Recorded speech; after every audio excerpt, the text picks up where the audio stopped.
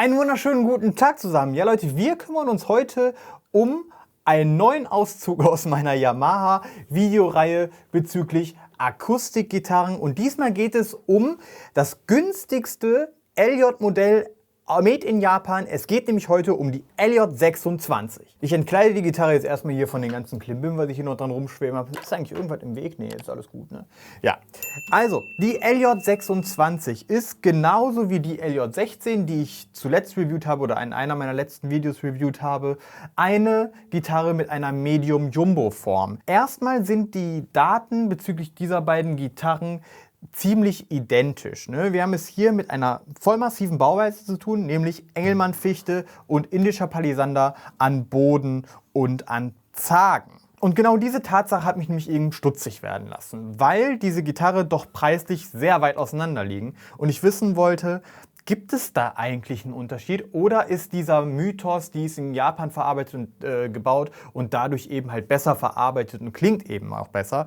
Deswegen habe ich mir die LJ16 geholt. Ja, die habe ich schon etwas länger, weiß ich nicht, echt ein paar Monate schon und die hängt bei mir im Wohnzimmer. Das ist definitiv die Gitarre, die ich bis jetzt am meisten gespielt habe. Also es zeigt schon mal, in welche Richtung dieses Video hier geht.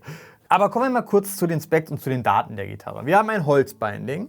Ja, wie gesagt, Engelmann-Fichte, massiver Palisander an Boden und Zagen. Wir haben das typische Pepperoni-Salami-Schlachtbrett. Wir haben eine Rosette, diesmal nur mit schwarz-weiß, schwarz-weiß, schwarzen Strichen im Gegensatz zur LJ16, weil die hat ja Abalone, wie ihr vielleicht wisst. Dann wurde diese Gitarre auch mit diesem Are-Prinzip behandelt. Ja? Das heißt, die Gitarre soll schon direkt, wenn du sie gekauft hast, also wenn du sie neu kaufst, soll sie schon so klingen wie eine eingespielte, etwas gereifte, in die Jahre gekommene Decke, ja, weil wir wissen ja, je länger eine Decke schwingt und je mehr sie arbeitet, desto besser hört sie sich an. Und das hat Yamaha eben mit diesem Are-Prinzip, wollen sie eben genau dem aus dem Weg gehen, sondern nämlich, dass sie direkt vom Werk aus schon so klingt, wie als wenn sie ein paar Jahre alt wäre. Diese Gitarre hier ist von 2015 und zwar genau von Oktober 2015. Ob da dieses Are-Prinzip noch zutrifft, dass die jetzt nach 5 Jahren mit dieser Are-Behandlung besser klingt als eine ohne, keine Ahnung. Ich habe da auch bis jetzt noch keinen großen Unterschied festgestellt,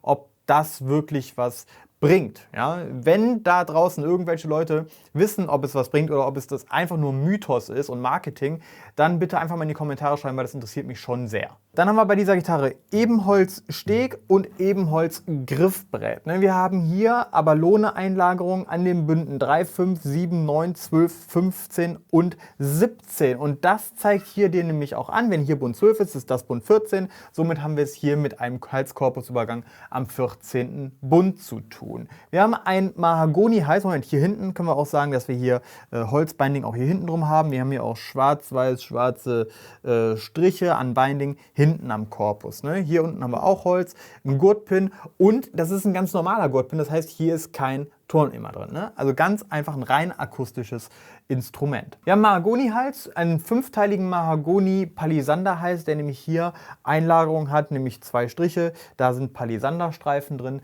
Und hinten auf der Kopfplatte haben wir auch Palisander. Ne? Hier ist so ein kleines Palisander-Furnier drauf. Und, was ist das? Was sind das für Mechaniken? Goldene Goto-Mechaniken, die wirklich extrem, extrem geil sind. Ne? Also die sind sehr leichtgängig, lassen sich perfekt einstellen und halten extrem, wirklich gut die Stimmung. Hier oben haben wir die Kopfplatte, eine relativ schlichte Kopfplatte, eine sehr, sehr schlichte Kopfplatte im Vergleich zum Beispiel zu dieser, die ja zumindest nochmal so einen weißen Streifen oder einen cremefarbenen Streifen drum hat. Hier gibt es das alles überhaupt nicht. Wir haben eine Sattelbreite von 44,5 mm und das sind eigentlich so ziemlich die Hardspecs. Ich weiß nicht, ob ich schon erwähnt habe, dass wir hier oben Punkte im Griffbrett haben und ansonsten ist da eben, also die hier zur Orientierung des Spielers dienen, ne? Klar. Ansonsten ist an der Gitarre nichts dran. Also die ist wirklich sehr, sehr schlicht gemacht.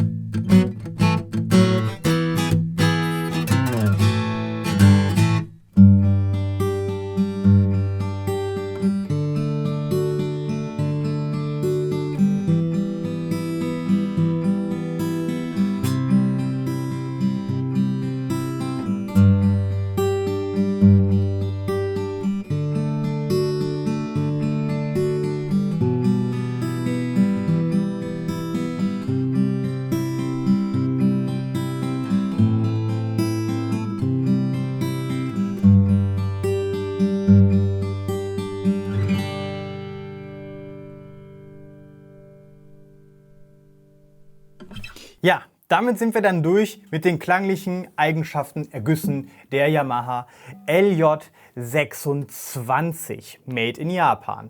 So, was kann ich zu der Klampe sagen? Dass die kein Stimmgerät hat und wir das ausmachen müssen und weiter geht's. Also, die Gitarre ist, tja, wie sage ich das jetzt, ohne das ganze Ding mal so ein bisschen sachlich zu halten. Nee, scheiß drauf. Also ich sage es so, wie es ist. Die Gitarre ist die beste Gitarre, also die am besten spielbare Gitarre, die ich in meinem Leben gespielt habe. Das ist kein Scheiß und das ist einfach True Shit und die Wahrheit.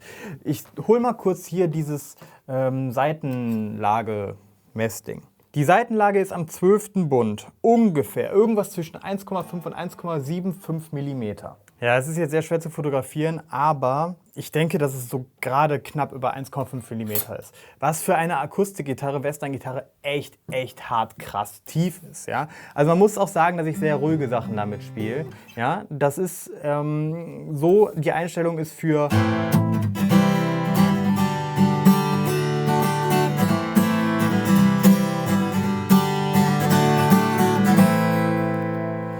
wenn du ein bisschen härter drummst, so, dann schnartet schon mal, ne? Aber das ist dennoch richtig geil flach, ohne dass, wenn du ruhig spielst, die irgendwie schnarrt, ja?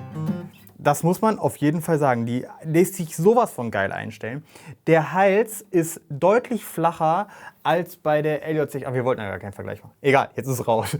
Der Hals ist sehr flach. Ja? Du hast eine 44,5 mm Sattelbreite. Perfekt für alles, was du machen möchtest. Ja? Also damit kannst du Akkorde schrumpfen, damit kannst du Fingerstyle machen, alles. Der Hals ist flach, sehr flach und lässt sich ultra gut bespielen. Die Gitarre lässt sich mega leicht einstellen. Ja? Also der Halsstab funktioniert super. Also du brauchst eigentlich kaum Druck, um die Gitarre einzustellen. Da habe ich schon andere Sachen erlebt, wo du wirklich mit einer Verlängerung arbeiten musstest, um den Hals dann irgendwie ein bisschen runterzukriegen. Die Verarbeitung, endgut. Ja? Also das ist wirklich ohne Scheiß. Ich habe an dieser Gitarre, die habe ich jetzt wie gesagt schon etwas länger und sie hängt bei mir im Wohnzimmer. Und normalerweise hängt, also im Wohnzimmer hängt immer das, worauf ich Bock habe. Ja, das können wir jetzt hier mal ganz einfach sagen. So, es gibt Gitarren hier, die kommen und gehen. Ne? Und im Wohnzimmer stehen die Gitarren, die ich tagtäglich spiele und wo ich wirklich Bock drauf habe, weil ich sie einfach geil finde. Und das ist eine, die hängt bei mir im Wohnzimmer. Ich habe die Gitarre gebraucht, vor einiger Zeit und da war nichts dran. Also da ist auch definitiv nichts dran. Die hat kaum, es werden mit Sicherheit Fingerabdrücke drauf sein. Wie gesagt, das ist meine Wohnzimmerklampe und die habe ich jetzt nicht irgendwie fertig gemacht, ne, für irgendwas, sondern ich habe die einfach von der Wand genommen und fertig. Da sind ein ganz hauchfeine Kratzer, ganz wenig, auf dem Schlagbrett. Und ansonsten hat die nichts. Die ist nirgendwo angedutscht, gar nichts. Was bei dieser Preisklasse auch zu erwarten ist. Ja? Wir dürfen nicht vergessen, dass das hier ein Made in Japan Instrument ist. Und jetzt möchte ich euch mal kurz so ein bisschen in die Preise einweihen, was so eine Gitarre denn überhaupt kostet, weil das wird den einigen von euch mit Sicherheit den Boden unter den Füßen wegreißen. Also das ist ja kein Geheimnis, ne? Also man kann ja einfach ganz normal auf die Yamaha Homepage gehen, du gehst irgendwie auf yamaha.com und dann gehst du auf die L-Serie und dann auf die LJ-Serie und dann kannst du, das ist das erste, was da kommt, ist die LJ56, dann kommt der LJ36 und dann kommt eben halt die LJ26. Die hat eine unverbindliche Preisempfehlung von 4.434 €. Wo ich sage, Dicker, was kaputt? Ja? Und das Gemeine ist ja, wenn ihr das lest, was die Informationen sind zu dieser Gitarre, macht es einfach mal. Geht einfach mal auf die Yamaha Homepage. Ne? Ich habe mit denen kein Deal, kein gar nichts. Aber wie kriegen die ich frage mich, wie die diese Gitarre verkauft kriegen. Also mit Sicherheit nicht irgendwie über diese Infos, weil die Informationen zwischen der LJ16 und der LJ26 sind quasi gleich. Ja?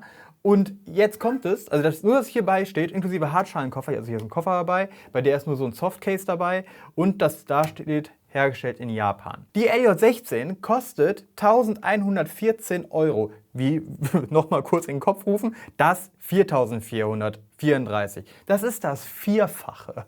So, und da muss man halt eben abwägen, ist es mir wert, gebe ich gerne das Vierfache aus für ja, eine Gitarre mit ähnlichen, also quasi gleichen Daten, aber eben in Japan hergestellt.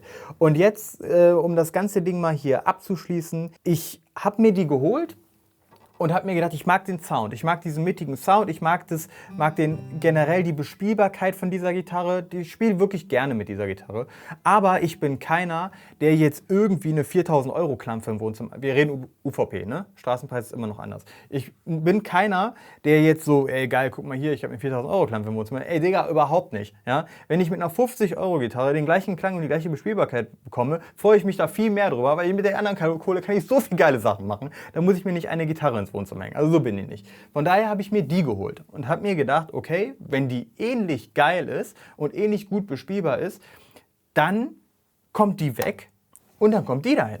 So, das war der Plan. Ja. Lange Rede, kurzer Sinn, die bleibt. Das ist jetzt, warum genau, das machen wir machen nur mal ein Vergleichsvideo zwischen diesen beiden Gitarren, ne? Und dann gehe ich nochmal ganz genau darauf ein, was die Unterschiede sind und was mich eben an dieser Gitarre hält und was mich eben dazu bringt, dass ich eben nicht mir die Kohle in den Sack stecke und dann die dahin hänge, weil die ja doch eigentlich ganz ähnlich sind. Also es gibt ein paar Gründe, aber das machen wir in einem extra Vergleichsvideo, sonst wird er hier zu lang. Ne? Okay, irgendwie Spielfilm länger an Ende. Definitiv am Ende des Tages kann ich dennoch sagen, die Gitarre ist der Burner. Ohne Scheiß. Wenn ihr mal irgendwie die Möglichkeit habt, an eine Yamaha LJ26, LL26 oder LS26 zu kommen, dann spielt das Ding mal. Ja? Yamaha hat einfach nur ein schlechtes Image, meiner Meinung nach. Deswegen werden die nicht so gehypt. Aber diese Made-in-Japan-Geschichten sind schon krass. Wirklich, wirklich endkrass und richtig, richtig gut. Ja, genug Lobeshymnen hier auf diese Klampfe.